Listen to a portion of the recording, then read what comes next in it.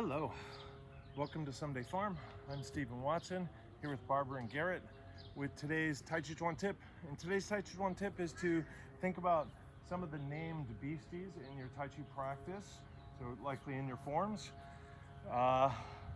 Maybe that's a dragon, maybe it's not a beast so much as a person like Fair Lady, maybe it's a white crane, maybe it's a snake, whatever it might be.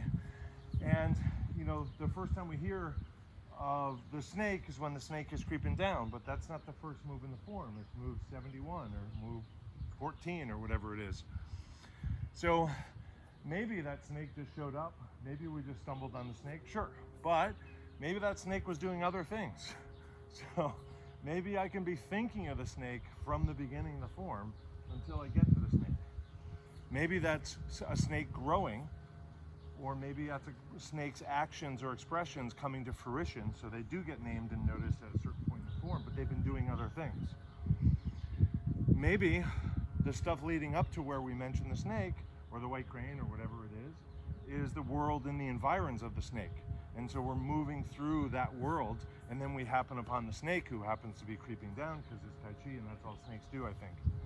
So, second kind of part of this is, after the snake creeps down, you probably just throw out the idea of snake and don't think of it again until next time you do your form.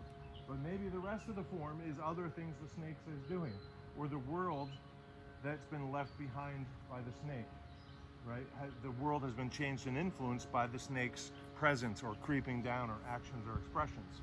So I'd invite you to consider the things that you do consider to be beasties in your Tàijíquán, and see if you might get a sense of what else they're doing besides when we talk about them. All right, thank you very much, and be kind to your knees. Thanks for showing your support for today's Tàijíquán tip. Tips really go a long way, and if you can't afford to help financially, comment, subscribe, share, and like, and all that stuff.